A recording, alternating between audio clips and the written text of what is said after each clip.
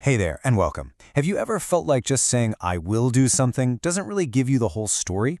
To communicate with more precision, especially when you're in a professional or academic setting, you've got to be able to talk about deadlines and ongoing trends. So today, we're going to dive in and master two super powerful grammar tools that'll help you do just that. So, here's what we've got on the agenda. First, we'll quickly look at why talking about the future can be, well, a little tricky. Then we're going to jump ahead to the year 2050 for a quick listening exercise. After that, we'll open up your brand new grammar toolkit, put those tools to work with some examples, and then we'll wrap it all up with the key takeaways.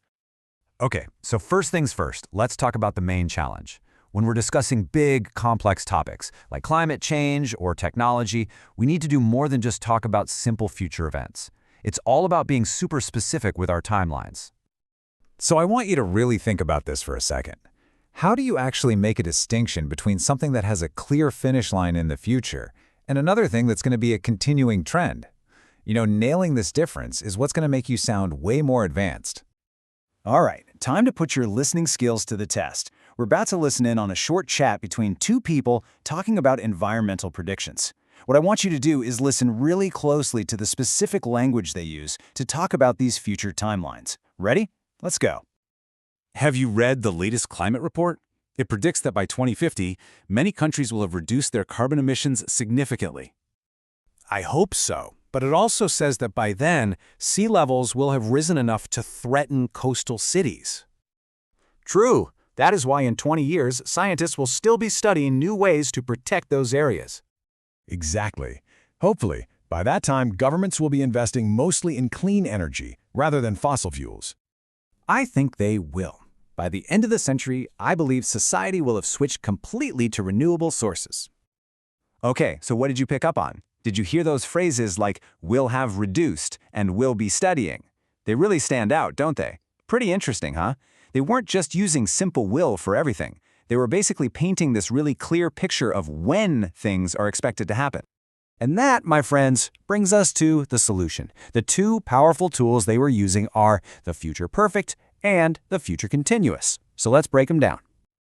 Okay, this slide right here is awesome because it lays everything out so clearly. On one side, you have the future perfect, which is all about the result, the completion.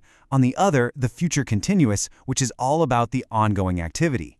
Pay close attention to the different forms and, most importantly, the different time markers. By for a finished action and in for an ongoing one. All right, let's zoom in on the future perfect. So the formula is simply will have plus the past participle of the verb. We use it when we're talking about something that's going to be finished before a certain time in the future. And the magic word you're looking for here is by. For example, by 2050, we will have switched to clean energy. It means the switch is done. It's complete at that future point. Okay, now for its partner in crime, the future continuous. The form here is will be plus the ing verb. This tense is all about something that will be in progress, that will be happening at a certain future time. It's absolutely perfect for talking about trends. Think about it. In the next decade, we will be investing in new technology. The investing is a continuous process during that time. Okay, enough theory. You get the idea. Now let's see how this stuff actually works in practice, in some real sentences. Check out these great examples of the future perfect. See how every single one points to a finished action with a deadline. Look at that first one. By 2030, many industries will have reduced waste levels. It's not that they'll start reducing in 2030, it means the job of reducing is already done by that point. It's all about that finished result. Okay, now let's switch gears to the future continuous. You'll notice right away there are no strict deadlines here. These are all ongoing actions, trends. Governments will be promoting. Groups will be campaigning. Cities will be investing. This tells us it's a continuous effort over a period of time. It's 100% about the process, not the final result. Phew, we've covered a ton of ground. So let's boil it all down to the absolute must-know points that you need to take away from this. All right, here's your takeaway, your simple cheat sheet really. Just a quick two-step check. Step 1, ask yourself, am I talking about a finished action with a deadline? If the answer is yes, you're going to use the future perfect. And look for that keyword, by. Step 2, ask, is this an ongoing action, a trend? If yes, then you go with the future continuous. And remember, The goal isn't just to be correct. It's about making your predictions, your plans, sound way more precise and, honestly, more professional. And before we wrap up, I want to leave you with a little challenge. Something to think about. By this time next year, what will you have achieved in your own English learning journey? What new skill will you have mastered? See?